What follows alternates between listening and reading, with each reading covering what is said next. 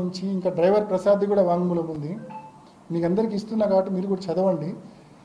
చివరి 2 సంవత్సరాలు వివేకానంద రెడ్డి గారు ఎంత దుర్భరమైన జీవితం, పాపం ఎంత ఇబ్బంది పడ్డాడు ఆయన అని చెప్పి స్పష్టంగా వీళ్ళ వాంగ్మూలాలు చదివితే మీకు అర్థమవుతుంది.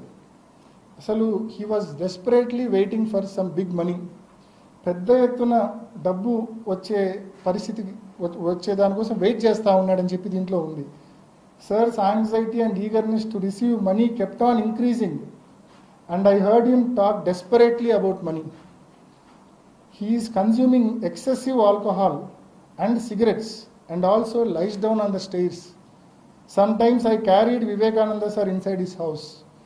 Excess ga mandu ekkuva taagi inti baita steps meeda ayana padipothe taanu ettukoni poyi బెడ్రూమ్లో పండబెట్టేవాడిని అని చెప్పి స్వయంగా ఇంట్లో పనిచేసే సర్వెంట్ చెప్తా ఉన్నాడు. అంటే మీ తండ్రిని చివరి రోజుల్లో నిరాదరణకు గురి చేసి ఎందుకు నిరాదరణకు గురి చేశారు? ఎందుకు ఈ రకంగా ఆదరణ లేకుండా నిరాదరణకు గురి చేశారు? కేవలం వివేకానంద రెడ్డి సార్ ఆ డబ్బు డైమండ్స్ రూపంలోనో బెంగళూరు స్థలం రూపంలోనో ఆ డబ్బు వస్తే ఆ డబ్బులో సింహభాగము వీళ్ళకు సెకండ్ ఫ్యామిలీకి షమీం గారికి వాళ్ళ పిల్లాడికి ఇవ్వాలని చెప్పి ఆయన భావించాడు కాబట్టి పూర్తిగా వదిలేశారు. ఆయన చెక్ పవర్ రద్దు చేశారు. ఆయన ఏ ఆస్తి అమ్మే పరిస్థితి లేదు, వ్యాపారాల నుంచి డబ్బు డ్రా చేసే పరిస్థితి లేదు. ఏ ఆస్తి అమ్మాలన్నా కూడా వీళ్ళ నాలెడ్జ్లో లేకుండా అమ్మలేడు. Joint cheque power, joint registration చేయాలి. సో ఈ మాదిరి ఆయన్ను పూర్తిగా బిగించారు. ఆయనకి ఈ రకంగా ఏదైనా స్థలంలోనో డైమండ్లోనో ఆదాయం వస్తే తప్ప ఈ సెకండ్ ఫ్యామిలీకి హెల్ప్ చేయలేని పరిస్థితి. ఇటువంటి దుర్భర పరిస్థితుల్లోకి ఆయన నెట్టివేసింది మీరు కాదా అని నేను అడుగుతా ఉన్నా. సుంతక్కను స్పష్టంగా నరెడ్డి రాజశేఖర్ గారిని అడుగుతా ఉన్నా. మరి ఈ రకంగా ఆయన డెస్పరేషన్లోకి గురి చేసి ఎక్కువ ఎక్సెసివ్ ఆల్కహాల్ కన్జ్యూమ్ చేసి సిగరెట్లు తాగి స్టైల్స్ మీద బయట పడిపోయే పరిస్థితి, ఇంట్లో పనిచేసే వాళ్ళు ఎత్తుకొని పోయి బెడ్రూమ్లో పండబెట్టే పరిస్థితికి మీరు తీసుకొచ్చారంటే, మీ ఓన్ వాంగ్మూలాల్లో కనిపిస్తూ ఉన్నాయంటే, ఏ రకంగా మీ తండ్రిని చివరి రోజుల్లో సంవత్సరాల్లో మీరు ఏ రకంగా 2-3 సంవత్సరాల్లో మీరు ఏ రకంగా నెగ్లెక్ట్ చేశారనేది ఇంతకంటే స్పష్టంగా ఇంకా ఏ రకంగా మనం చెప్పగలమనేది ఒకసారి ఆలోచన చేయమని కోరుతా ఉన్నాం. సో ఇటువంటి విచారణ, ఇటువంటి లోపభూయిష్టమైన విచారణ అడ్డం పెట్టుకొని సంవత్సరం రోజులుగా మా నాన్న లోపలేసినారు. దాదాపు 3 ఏళ్ళుగా 2.5 సంవత్సరాలుగా మరి శంకరన్న లోపలుండి ఈ మధ్య బెయిల్ మీద వచ్చారు. మరి ఈ రకంగా ఒక హియర్సే ఎవిడెన్స్ను బేస్ చేసుకొని గూగుల్ టేక్అవుట్ అంటారు. అది కూడా మీకు చెప్పాలా. నిన్న ప్రెస్ మీట్లో నేను చూసిన, నేను సహజంగా చూడను వీళ్ళ ప్రెస్ మీట్లు, నిన్నెందుకో చూసిన. గూగుల్ టేక్అవుట్ గురించి మాట్లాడినారు. గూగుల్ మ్యాప్స్, గూగుల్ టేక్అవుట్ 2 ఒకటే అని చెప్పే ప్రయత్నం చేసింది. పొరపాటున కూడా ఒకటి కాదు.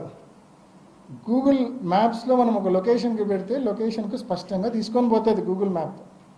Google takeout is not accurate location కాదు.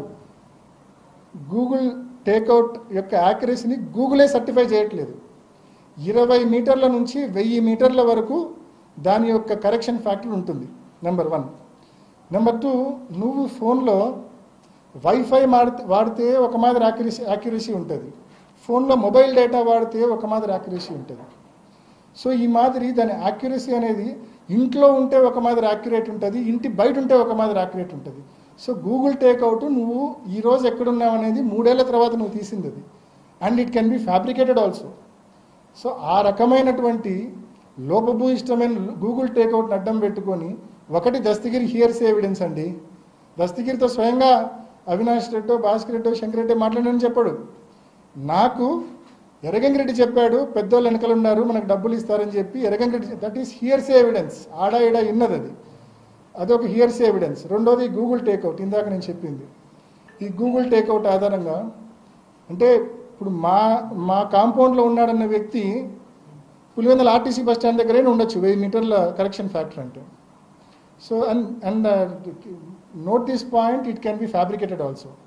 సో అటువంటి and 1 year back first IO ఉన్నప్పుడు ఇదే గూగుల్ టేక్అవుట్ సునీల్ యాదవ్ ఫోన్లో నుంచి చేసినారు 2 years బ్యాక్. ఆ రోజు ఏం లోపం కనిపించలేదు వీళ్ళకు. రామ్ సింగ్ సునీత కాంబినేషన్ కలిసినాకనే ఎందుకు లోపం కనిపిస్తూ ఉంది? రామ్ సింగ్ సునీతక్క కాంబినేషన్ కలిసినాకనే ఎందుకు లోపం కనిపిస్తూ ఉంది అంటే గూగుల్ టేక్అవుట్ను ఫ్యాబ్రికేట్ చేసినారా? పోనీ ఇది కూడా ఇంకొక ఉదాహరణ చెప్తా మీకు. ఇందాక 4-5 ఉదాహరణలు చెప్పా, ఇంకో ఉదాహరణ చెప్తా. గూగుల్ టేక్అవుట్ గురించి వాళ్ళు కోర్టులో కౌంటర్ వేశారు, వాళ్ళు కోర్టులో అఫిడవిట్ వేశారు. నేను కూడా గూగుల్ టేక్అవుట్ గురించి స్పష్టంగా వాళ్ళు బాగా నమ్మే వాళ్ళ అప్రూవర్ దస్తగిరి స్టేట్మెంట్కు ఈ గూగుల్ టేక్అవుట్కు వ్యత్యాసం ఉంది. వాళ్ళు ఏమంటారు, 2:30-3 వరకు ఈ తతంగం అంతా జరిగింది ఆ ఇంట్లో అని చెప్తారు. మధ్యలో 1:50కి మా ఇంటికి వచ్చినట్టు చెప్తారు. అంటే వాళ్ళ ఓన్ అప్రూవర్ స్టేట్మెంటే వీళ్ళ గూగుల్ టేక్అవుట్ థియరీని డిస్ప్యూట్ చేస్తూ ఉంది. సో ఈ అంశం మేము కోర్టులో నేను కౌంటర్ అఫిడవిట్ వేసినప్పుడు వెంటనే మళ్ళీ దానికి ఏం చెప్పారు తెలుసా? మీ అందరూ చూసి ఉంటారు. దానికి కౌంటర్ మళ్ళీ సిబిఐ ఏమని వేసింది తెలుసా? లేదు మాది పొరపాటు, మేము కోర్టుకు సమర్పించింది. ఎందుకంటే వాళ్ళు పొరపాటును ఒప్పుకోలేదు అనుకోండి, వాళ్ళ అప్రూవర్ థియరీ దస్తగిరి చెప్పిందంతా అబద్ధమని ఒప్పుకోవాల్సి వస్తుంది పొరపాటును ఒప్పుకోకుంటే. దాన్ని వాళ్ళు ఎలా కవరప్ చేసుకున్నారంటే కోర్టులో కౌంటర్ ఏమని వేశారంటే లేదు మేము ఏదైతే సమయం మెన్షన్ చేసినామో కోర్టుకు వేసిన అఫిడవిట్లో అది Greenwich mean time, GMT Greenwich mean time, దానికి ఇండియన్ స్టాండర్డ్ టైం ఐఎస్టీ గన చూపాలంటే గన ఒక 5:30 గంట యాడ్ చేయాలా అని చెప్పి వాళ్ళే కౌంటర్ వేసినారు కోర్టుకు. సిబిఐ కౌంటర్ వేసింది. అంటే వాళ్ళ అలిగేషన్స్ను వాళ్ళే తప్పు పట్టుకున్నారు. అంటే దానికి అది జిఎంటీకి ఐఎస్టీకి మధ్య 5:30 గంట వ్యత్యాసం ఉంది. సో ఆ 5:30 గంట వ్యత్యాసం నేపథ్యంలో ఇంకా టైమింగ్సే మారిపోతాయి పూర్తిగా. సో ఇంత ఇల్లాజికల్ నిందలు వేసిన తర్వాత మేము కోర్టులో అఫిడవిట్ వేసిన తర్వాత మళ్ళీ 4 గడుచుకొని దాన్ని కరెక్ట్ చేసుకోవడం. నేను కనీసం ఈ అరగంటలో మీకు 5-6 ఉదాహరణలు చెప్పా. ఏ రకంగా సిబిఐ సునీతక్క ప్రతిసారి నేను వాళ్ళ తప్పులు ఎత్తి చూపడము, వాళ్ళు దాన్ని కరెక్ట్ చేసుకోవడము. కానీ ఒక అబద్ధాన్ని ఏం చేస్తే నిజమవుతుంది? అది మీరు ఎన్ని తిప్పలు పడితే అది నిజమవుతుంది? అది నిజమయ్యే సమస్య లేదు, ఎందుకంటే అది అబద్ధం కాబట్టి నాకు న్యాయ వ్యవస్థ మీద సంపూర్ణమైన విశ్వాసం ఉంది. వీళ్ళందరూ కుట్ర పన్ని చంద్రబాబు నాయుడు గారి కుట్రలో పావులుగా మారి ఏబిఎన్ రాధాకృష్ణకు తొత్తులుగా మారి వీళ్ళందరూ నన్ను ఎంత అటాక్ చేసినా కూడా నేనైతే ఏ తప్పు చేయలేదు, ఏ రోజు కుంగిపోను. అండ్ స్పష్టంగా చెప్తా ఉన్నా, నాకు న్యాయ వ్యవస్థ మీద సంపూర్ణమైన విశ్వాసం ఉంది. తప్పకుండా నిజం నిలకడ మీద తెలుస్తుంది. రాబోయే రోజుల్లో తప్పకుండా ఫ్యాక్ట్ అనేది బయటికి వస్తుంది. సిబిఐ చేసిన విచారణకు వాళ్ళు లెంపలేసుకొని మళ్ళా రియల్ వెర్షన్కు వెనక్కి పోవాల్సి వస్తుంది. ఆ రోజు తప్పకుండా వస్తుందని సంపూర్ణ విశ్వాసంతో నేను చెప్తా ఉన్నా.